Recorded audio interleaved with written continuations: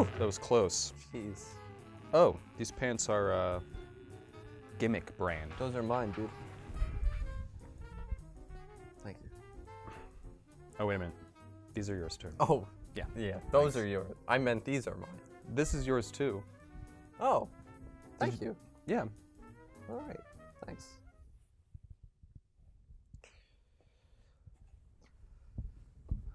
Another cold one today, huh? Freezing. Did you see the eclipse?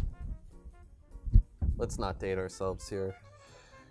I just want everyone to know that the week we're doing this is the same week as the eclipse. Whoa! Look at all these fidget spinners. Oh my God. Shit. Right? Can we do whatever that again, whatever gets please? views. No, we're keeping that.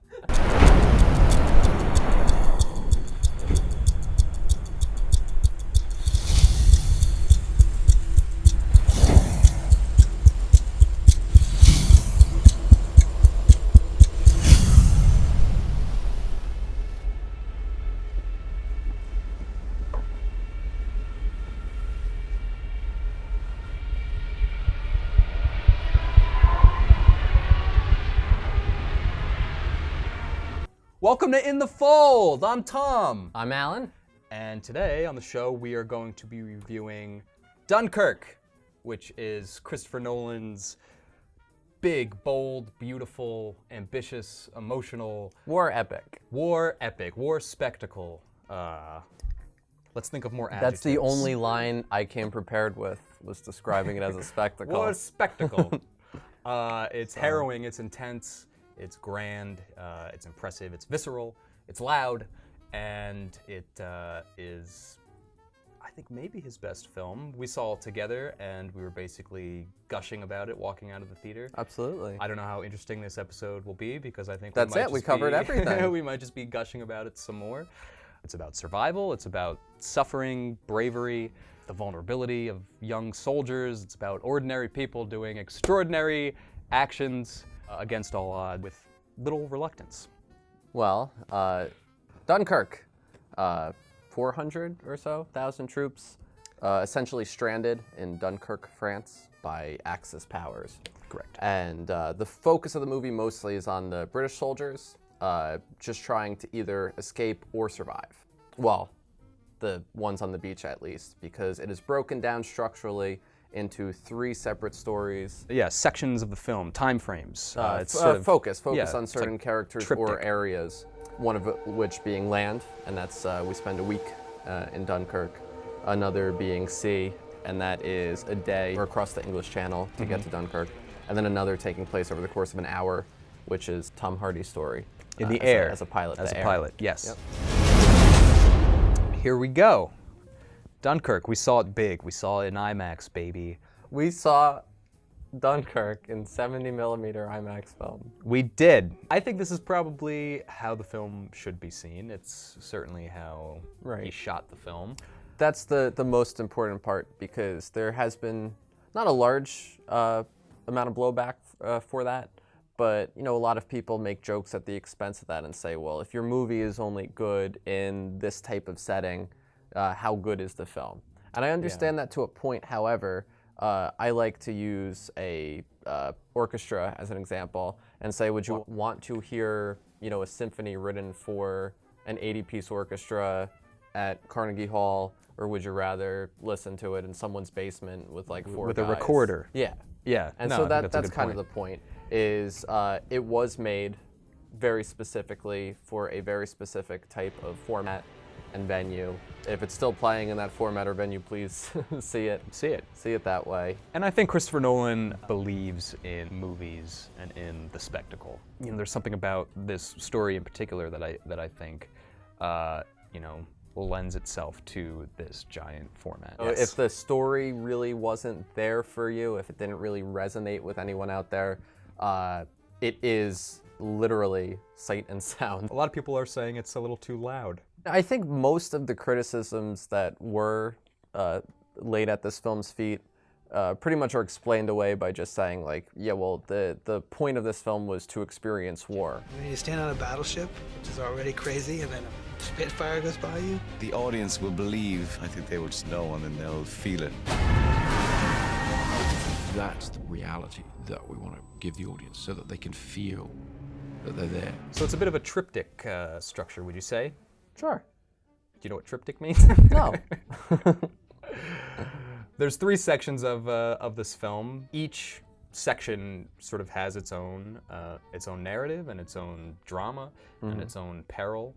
And at first, I don't know about you, but it takes a little while to realize what Nolan is doing in terms of how he's stitching these things together, where the dividing lines are, and then they become very distinct. He's always sort of been, this guy that loves sort of, playing with time and space and having them intersect. It's sort of brilliant how they become stitched together, and you realize when they do, and you kind of get caught in this, like the matrix of the movie. Very interesting structure from a guy who loves sort of temporal editing and relationships between time and space. The time frame structure, I think it becomes psychological in a way. For sure. Sure, the first section on land is a week, but it could have just as easily been a day and just felt like a week. Right. So how you experience time in war, I think, becomes warped. I think that's what Nolan means by structuring it this way. Can we talk about characters? Absolutely.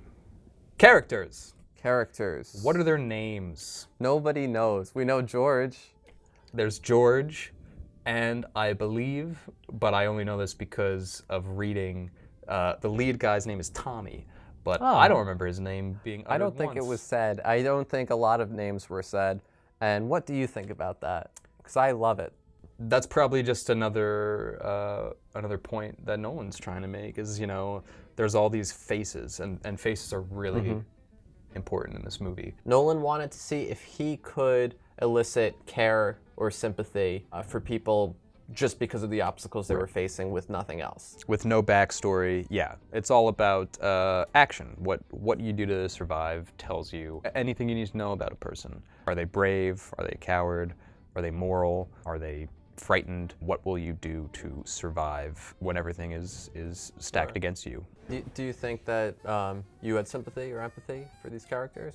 That's an interesting question. I think I was with them because so much of it is about the experience of war, and not even really about like the strategy of war. Just being on the ground. What do you do? Yeah, I definitely had sympathy for them. I wanted them to survive because it's so visceral. You feel this movie and what everyone's going through. I definitely bought into the emotion. Yeah, for sure. Everything. Yeah, you know me. Kenneth Branagh crying at the end. I loved. There's a classic Hollywood moment, you could call it, like just out of old Hollywood, where there's like this hurrah moment. Right. When all the boats are sailing in, the private Brits. And the camera pushes in on Branagh's face before the reveal, and he goes, "It's home." And then cut to all the yachts coming in. But what else happens in that sequence is a lot of sailors on a Navy vessel cheering. Yeah. They're just cheering. We're sweeping by them, the camera, and they are just so ecstatic. Yes. And Hans Zimmer's score even changes from the TikToks into something more traditional. Right, very traditional Hans Zimmer. Goes from a very anxious. I'd say very traditional anything. Like sure. Could be Max Steiner. Yeah. I mean, so Boy, I think wouldn't that be something? Wouldn't that be something? Old Max Steiner. Can we get Max on the line? Can we get Max, Robert Duvall, and maybe Ben Wolf on the show? Have a super panel. I had a word with you after the film. Oh, I was wondering if you were going to repeat it because it's mean. Well, I will, but I think my opinion of it has evolved. It is mean. You're right, and I realize that. That's my big moment. I said that moment was played too sentimentally, and that Christopher Nolan has the heart of a whore sometimes, which he does. And rather than fighting him, I turned away. I think you chuckled. You didn't turn away. I didn't want to address that because I disagree. And if you plug your ears and bury your head in the sand, there's no problem. Well, I think what I said maybe 20 minutes later was that that he didn't make came he didn't around, make yeah. he didn't make that moment for me. And that moment in itself, the fact that it's true, is way Sure. more bigger than any snide comment I could give to it, because Well, it is alright. it is an emotionally powerful moment.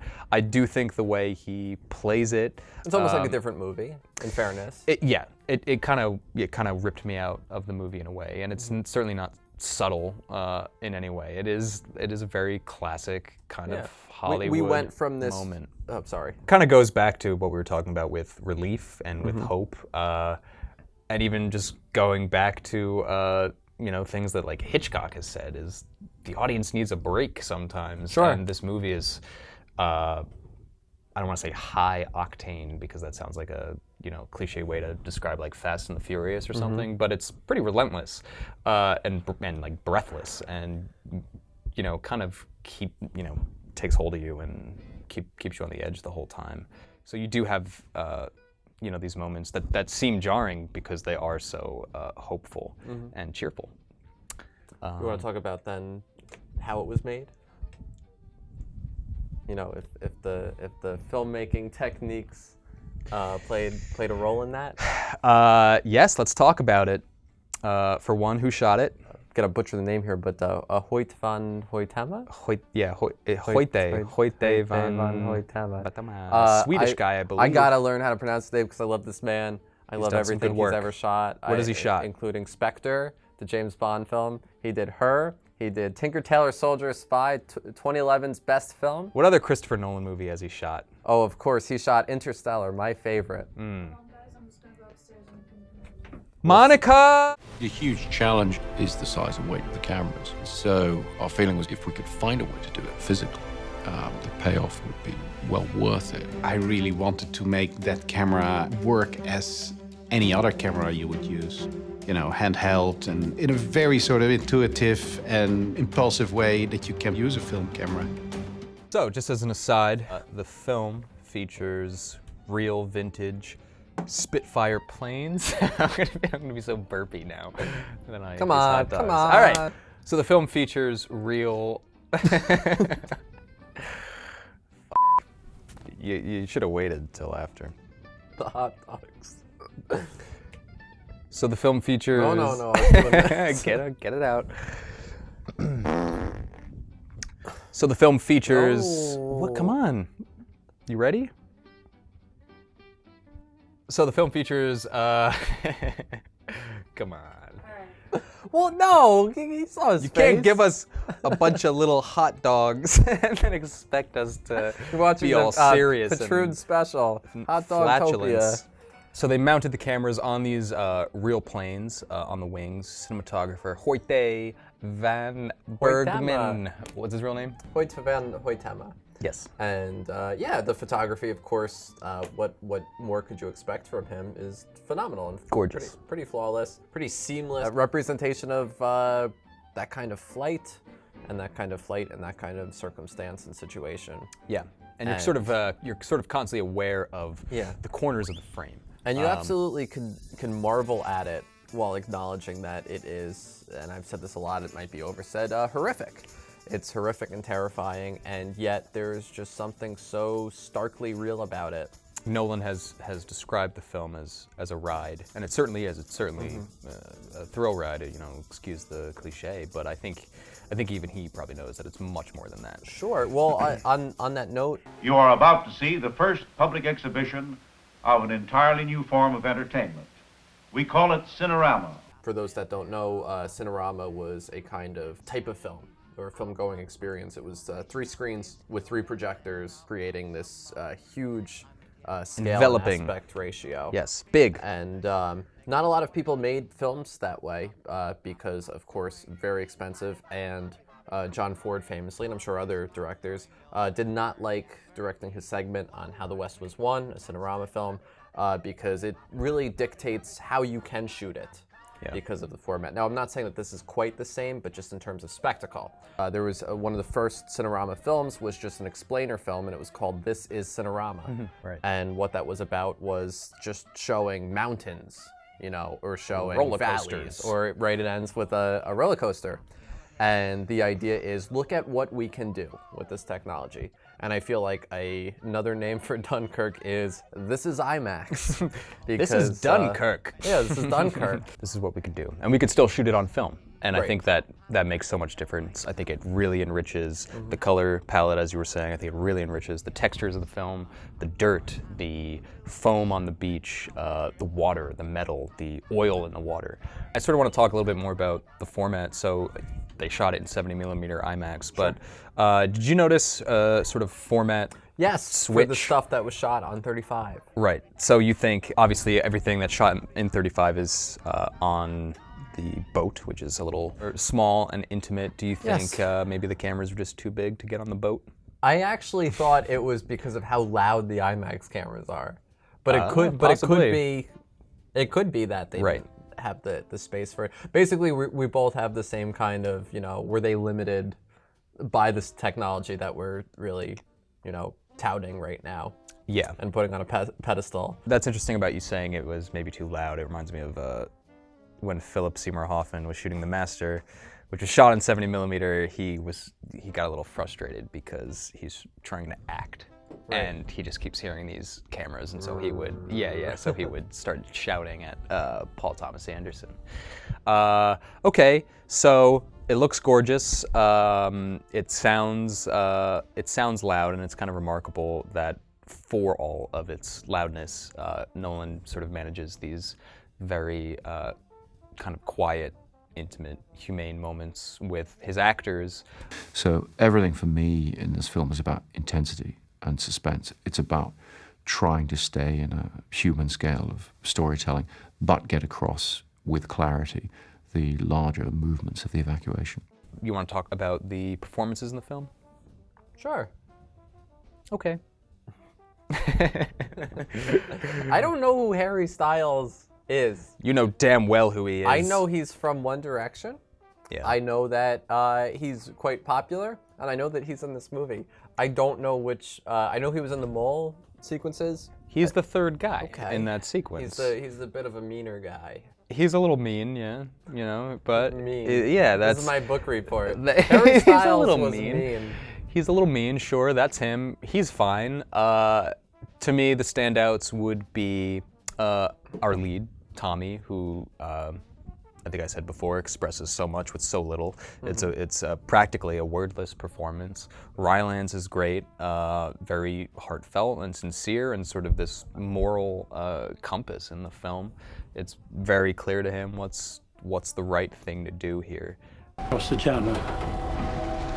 And then we have Tom Hardy, who has his face covered basically the whole film with a aviator helmet and a leather mask, and yet somehow through his eyes, we know everything that he's thinking, the way he's sort of looking at his fuel gauge and seeing that he's running out of fuel. Just this movie is so much about, like I said, faces, glances, gestures, just waving, just these little human moments. So as you may know, I've been partial to Christopher Nolan's previous films.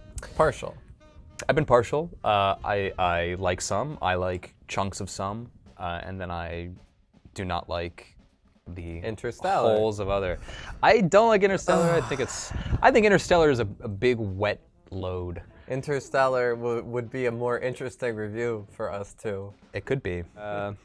I think a lot of the times his movies, the technique tries to tell the audience how virtuous the film is and how virtuous Christopher Nolan is. And I think sometimes it's very calculated. A lot of the times also he sort of tries to force humanity into the scale of his films.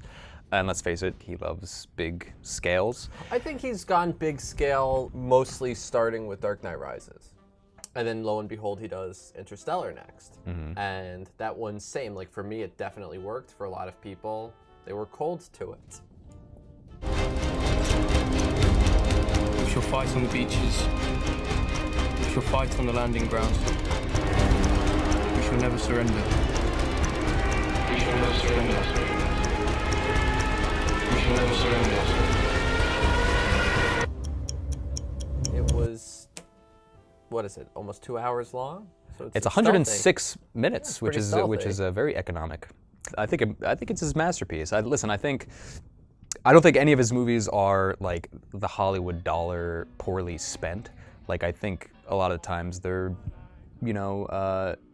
pretty smart. I think sometimes they just like overdose on themselves. That's mainly my problem. And I've also had a lot of problems with his editing in the past. I feel like it's kind of confusing and disorienting. And then I, like vomit or something.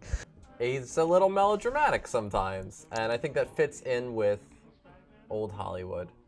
Do you think he'll be knighted soon? Do you think we're gonna be looking at a Sir Christopher Nolan someday? I don't know if we'll have knights for very much longer. I think it's gonna do well come Oscar time. I think it will be remembered. I think the old Oscar folks in the Academy of Motion Picture Sciences will remember Dunkirk, and I think Christopher Motion Picture Psoriasis. Motion Picture Psoriasis. I think Nolan will probably get his first Best Director nomination. Well, I tell you, I think he deserves a win. I haven't seen everything out this year, but so far I think Dunkirk would deserve it. Our buddy Von Hoyetama, I think he definitely deserves a win. I think he's deserved a win since Tinker Tailor Soldier Spy. Hey, the film is a win. That's correct. Is who cares what other people think? But the film is terrific, and if you don't think so, you're on my list, buddy. You're on my list. Would you see it again? Hold on. Yes, it says it right there. Okay. Would you hope to see it again in IMAX 70? I don't know. Gravity on television ruined it for me. I haven't seen Interstellar since I saw it the second time in IMAX. Yeah. So if I don't see it again in IMAX, maybe this would be the only time I'd want to see it. Sure. And maybe that's enough. It had a very strong hold on me. So. Yeah. I mean, I still have talked to people who have seen it in all kinds of formats: film, 70, digital, and most people seem to really enjoy it and have that same sense. I will say, however, please, if you can, IMAX 70mm. I think that's it. That's it for me and Alan. This is our review of Dunkirk, Christopher Nolan's film, which by the time you see this review, it will be a classic and winner of Best Picture. And it will also be March. Let's get to some folding here. So look for In the Fold on YouTube, Rabbit Hole TV. Find us on Facebook. Patreon. Yes, donate. If you liked what you saw, tell your friends, tell your coworkers. Tell your mom, tell your dad. Hire a plane that does the skywriting. Oh yeah, like at the beach. To write, you're at the beach. Speaking of beaches, Dunkirk. Jesus. Hey, I'm Tom. Hi, I'm Alan. Today we're going to be reviewing Dunkirk's show at the movies, baby. We're not gonna leave. We're staying in Monica's basement. Nazis are bad, folks. Kill them. I don't actually endorse violence, though. I don't actually believe that. I